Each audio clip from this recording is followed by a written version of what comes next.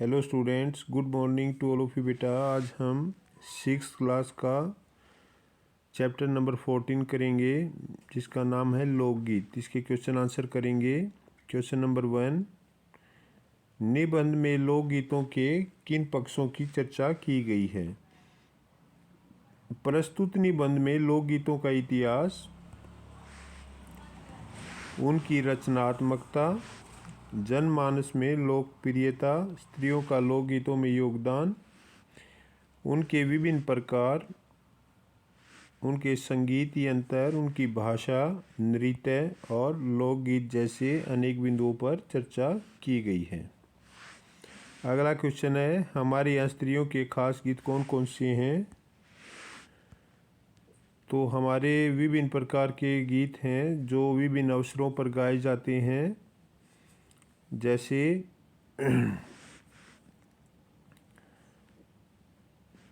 विवाह के अवसर पर गाए जाते हैं, जन्म के अवसर पर ये गीत गाए जाते हैं स्त्रियों के द्वारा।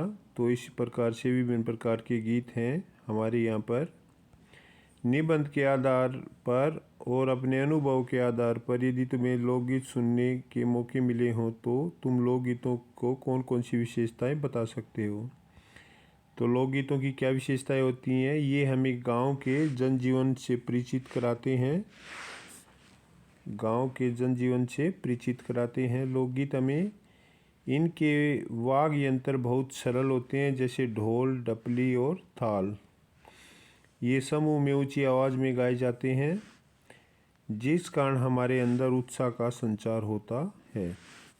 इन गीतों को गाने के लिए हमें किसी संगीत के ज्ञान की आवश्यकता नहीं होती।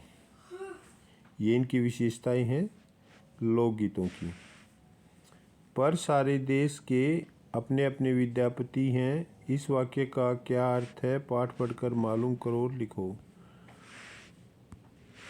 पूर्व की बोलियों में हमेशा मैथिल, कोकिल, विद्यापति द्वारा लिखित गीत गाए जाते हैं, परंतु अगर वहां से निकलकर अन्य राज्यों या प्रदेशों में जाएं तो उन लोगों के लोकगीतों की रचना करने वाले अपने अपने विद्यापति मौजूद हैं। लोक शब्द में कुछ जोड़कर जितने शब्द तुम्हें सूझें उनकी सूची बनाओ और इन शब्दों को ध्यान में देखो और समझो कि इनमें अर्थ की दृष्टि से क्या समानता है। इन शब्दों से वाक्य भी बनाओ, जैसे लोक कला। तो लोक से क्या बनेगा, लोकतंत्र। दुनिया में अधिकतर देशों ने लोकतंत्र को अपना लिया है। लोकमंच, लोकमंच आम जनमानस की परेशानियों को दिखाने का सबसे सरल तरीका है।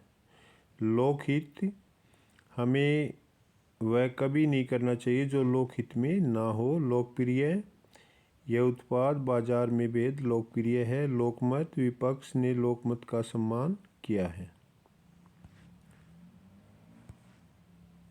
12मासा गीत में साल के 12 महीनों का वर्णन होता है। नीचे विभिन्न अंकों से जुड़े कुछ शब्द दिए गए हैं, जिन्हें पढ़ो और अनुमान लगाओ कि इनका क्या अर्थ है और वह अर्थ क्यों है। इस सूची में तुम अपने मन से सोचकर भी कुछ शब्द जोड़ सकते हो, जैसे एक तारा, एक तार से बजने वाला वाद्य यंत्र जिसको बोलते हैं एक तारा। सरपंच, पंचों का प्रमुख। चारपाई, 4 पैरों वाली। सप्तऋषि, 7 ऋषियों का समूह। अठन्नी, 50 पैसे का सिक्का।